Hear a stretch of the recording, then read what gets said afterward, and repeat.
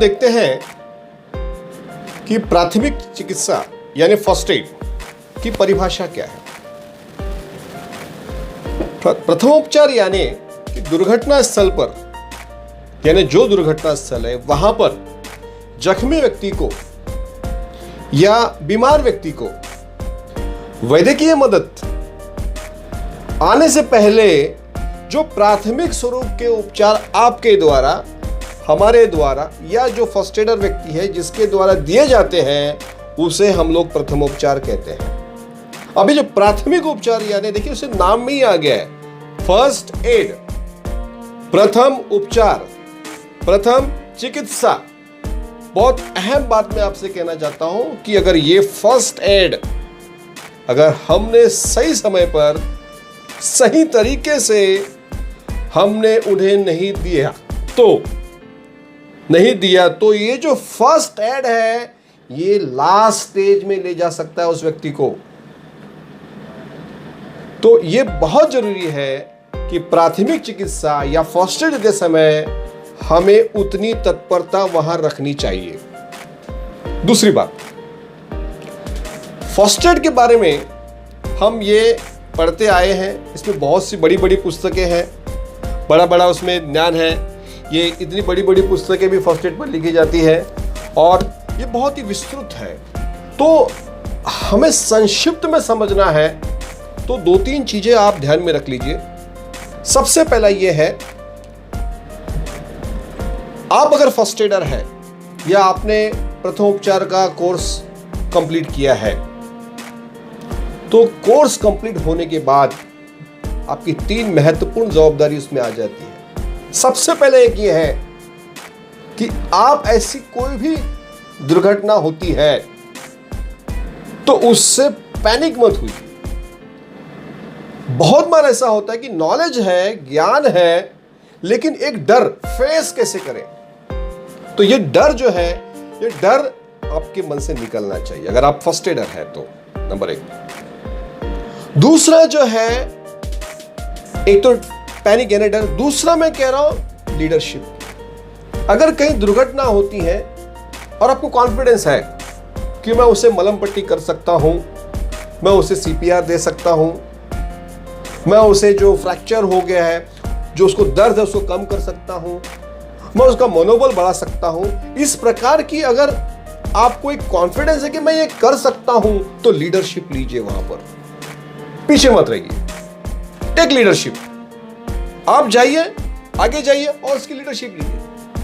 मैं करता हूं, मुझे आता है।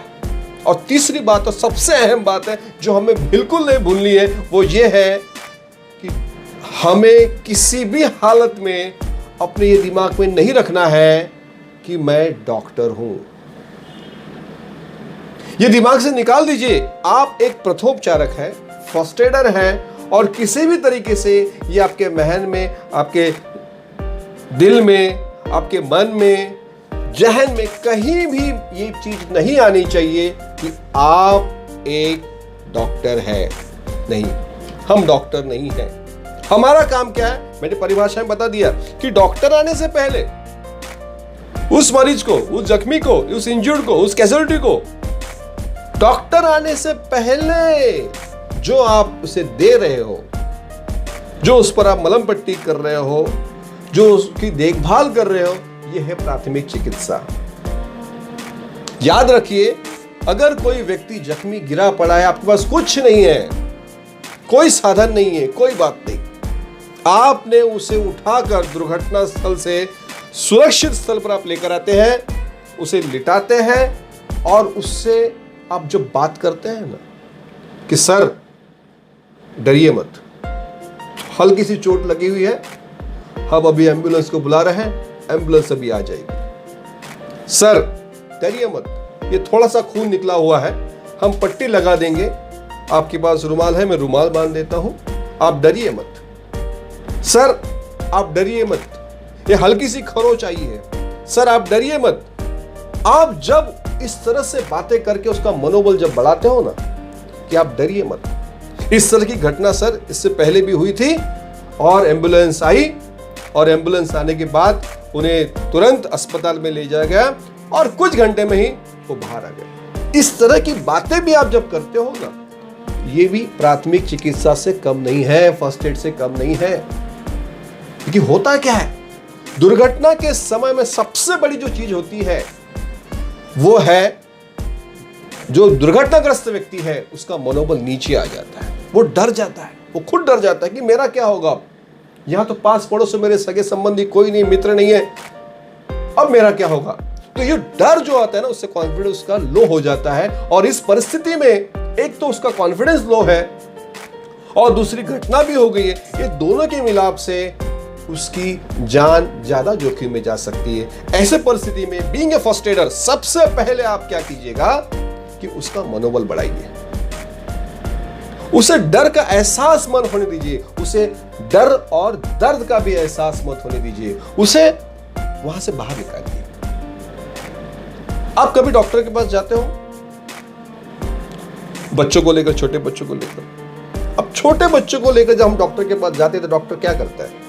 अगर मान लिया जाए कि बच्चे किसी हाथ में, किसी पैर में चोट लग गई है, तो डॉक्टर क्या करते हैं? आपने कभी देखा है? गौर कीजिएगा प्लीज।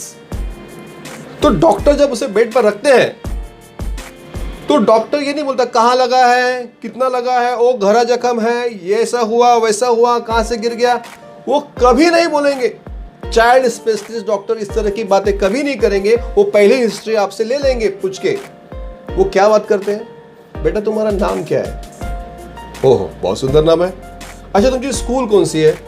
ओके, कौन से स्टैंडर्ड में आप पढ़ रहे हो? क्या क्या एक्टिविटी करते हो? स्पोर्ट्स में क्या एक्टिविटी करते हो? कल्चरल एक्टिविटी आपको पसंद है? डांस पसंद है? सिंगिंग पसंद है? इंस्ट्रूमेंट बजाना आपको पसंद है? स्पोर्ट्स में आपको क्या पसंद है? क्रिकेट पसंद है? फुटबॉल पसंद है? हॉकी पसंद है? अच्छा स्विमिंग पसंद है? कौन सी बुक्स पढ़ते हो? इस तरह से उसे उलझाते हैं और इस तरह से उसको डाइवर्ट करते हैं। उसका दर्द जो है, उसकी जो पीड़ा है, उस पीड़ा से उसे दूर कहीं लेकर जाते हैं और उससे डायलॉग करते हैं, उससे बातें करते हैं। और आप यकीन मानिएगा, इन बातों के दरमियान डॉक्टर जो है उस जख्म को डेटॉल या एंटीसेप्टिक से क्लीन करते हैं, उस पर क्रीम जो मलहम जो होगी वो लगाते हैं, उसकी बाकायदा ड्रेसिंग करते हैं और अगर कहीं जरूरत पड़ी तो हाथ में इंजेक्शन भी लगा देते हैं। लेकिन बच्चे को पता भी नहीं चलता कि ये सारी चीजें हो चुकी है।